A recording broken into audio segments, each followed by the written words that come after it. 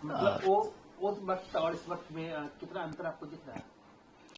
देखिए, अंतर तो बहुत है और इस अंतर के लिए ही मैंने मेहनत की थी कि अंतर हो। मेरी ज़िंदगी आसान नहीं थी और आसान जो चीज़ें होती है वो ज़िंदगी नहीं होती है।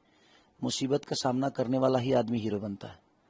अगर आपके जीवन में 10 बीमारी हो जाए तो ऐसे ही आप डॉक्टर बन जाओगे। उसी तरह जीवन है, जितनी प्रॉब्लम होगी उतनी ही प्रॉब्लम से निकलते निकलते एक दिन आप नायक कहलाओगे। और मेरे जीवन में प्रॉब्लम बहुत थी, धीरे धीरे सॉल्व की मैंने अपने जीवन को और उस रास्ते से आज यहाँ तक का सफ़र आप देख ही रहे हैं जो कैसा रहा, मैं कैसे हूँ और आज पूरी दुनिया की नज़र खेसारी पे है। तो कहीं ना कहीं वो मेरे गरीबी का देन है और मैं अपने गरीबी को ही सबसे बड़ा हीरो मानता हूँ कि मेरे जीवन की सबसे बड़ा अगर कोई हीरो है तो मेरी गरीबी थी जो मुझे हीरो बना दी।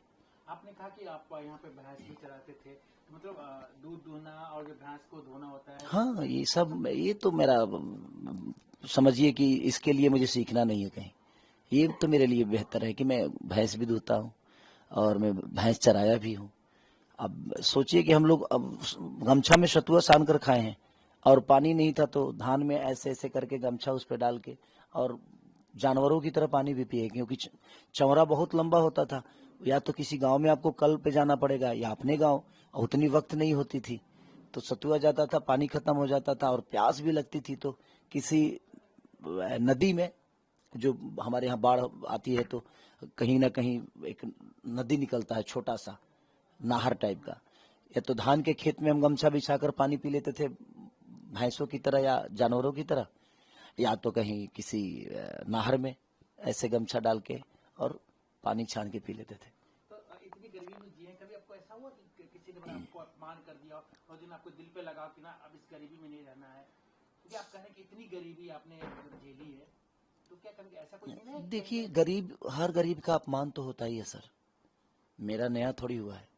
अगर मैं इस बात को कहूँ कि नहीं मेरा बहुत अपमान हुआ है तो ये नया चीज़ नहीं है, हर उस गरीब का अपमान होता है। तो सही है, वो अपमानित होना सही बात है। रीजन कि अब जब अपमान कोई करता है ना तो आपको ताकत मिल देनी चाहिए, उससे हरास नहीं होनी चाहिए, आपको उसकी तरह बनना है।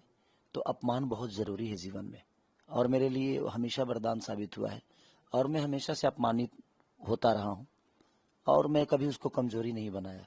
मैंने उसको ताकत मिली कि मैं अपमान हो रहा हूँ, इसके लिए मैंने अपने आप पे काम की, अपने ऊपर काम की और लोगों को अपना बनाया और बेहतर जीवन लेकर चला।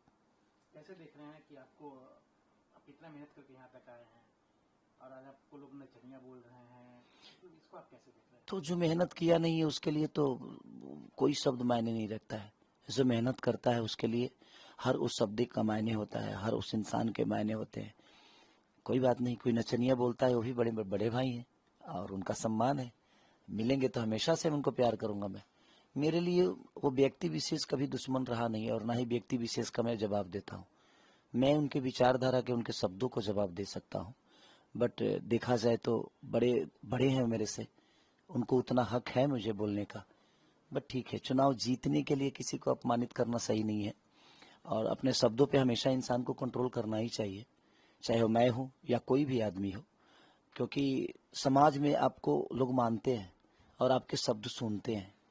तो प्रयास हमें यही होना चाहिए कि आने वाली पीढ़ी ऐसे शब्दों का उच्चारण ना करे, क्योंकि हम उस शब्दों के साथ जब जाएंगे तो हमारी आने वाली पीढ़ी को भी लगेगा कि नहीं यही शब्द सही है, तो शायद वो भटक जाएंगे।